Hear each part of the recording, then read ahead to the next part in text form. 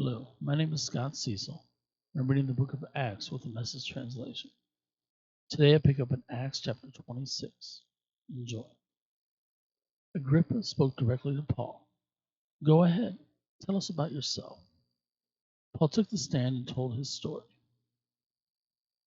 I can't think of anyone, King Agrippa, for whom I'd rather be answering all these Jewish accusations than you.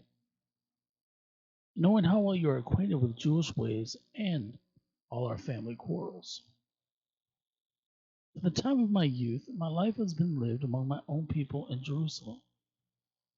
Now, practically every Jew in town who watched me grow up, and if they were willing to stick their necks out, they'd tell you in person, knows that I lived as a strict Pharisee, the most demanding branch of our religion. It's because I believed it and took it seriously. Committed myself heart and soul to what God promised my ancestors. The identical hope, mind you, with the 12 tribes that have lived for night and day all these centuries. It's because I've held on to this tested and tried hope that I'm being called on the carpet by the Jews. They should be the ones standing trial here, not me. For the life of me, I can't see why it's a criminal offense to believe that God raises the dead. I admit that I didn't always hold to this position. For a time, I thought it was my duty to oppose this Jesus of Nazareth with all my might. Back with the full authority of the high priest, I threw these believers, I had no idea they were God's people, into the Jerusalem jail right and left. And whenever it came to a vote, I voted for their execution. I stormed through their meeting places, bullying them into cursing Jesus, a one man terror obsessed with obliterating these people. And then I started on the towns outside of Jerusalem. One day I'm away to Damascus, armed as always with papers from the high priests authorizing my action. Right in the middle of the day, a blaze of light outshining the sun, poured out of the sky on me and my companions. Oh, King, it was so bright. We fell flat on our faces. Then I heard a voice in Hebrew.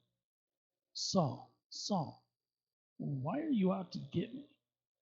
Why do you insist on going against the grain? I said, Who are you, Master? The voice answered, I am Jesus, the one you're hunting down like an animal. But now, up on your feet. I have a job for you. I've handpicked you to be a servant and witness to what's happening today and to what I am going to show you.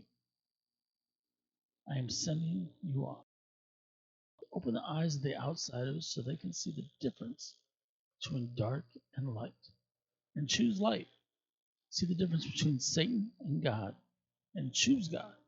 I'm sending you out to present my offer of sins forgiven and a place in the family, inviting them into the company of those who begin real living by believing in me. What could I do, King Agrippa? I couldn't just walk away from the vision like that. I became an obedient believer on the spot. I started preaching this life change, this radical turn to God and everything it meant in everyday life. Right there in Damascus, went on to Jerusalem and the surrounding countryside, and from there to the whole world.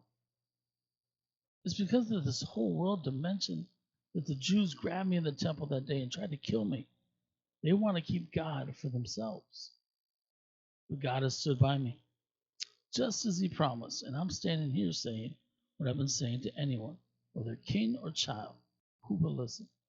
And everything I'm saying is completely in line with what the prophets and Moses said would happen. 1, the Messiah must die.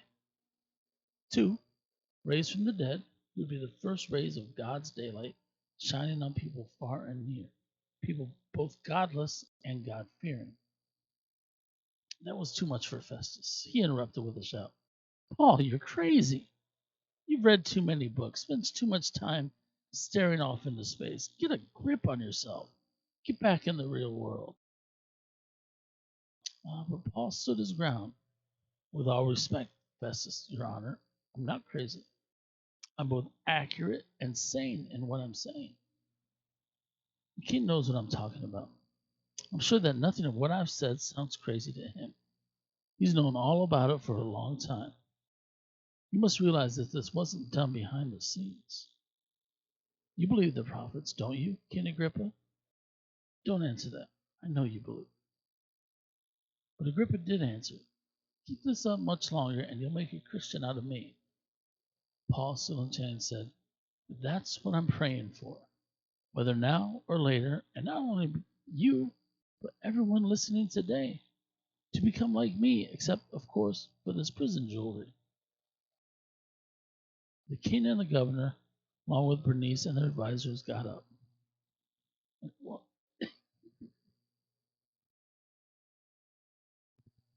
And they went into the next room to talk over what they had heard. They quickly agreed on Paul's innocence, saying, there's nothing in this man deserving prison, let alone death. Agrippa told Festus he could be set free right now. He hadn't requested the hearing before Caesar. Thank you for joining me in reading of Acts chapter 26. Come back tomorrow as we will do Acts 27. Have a great day.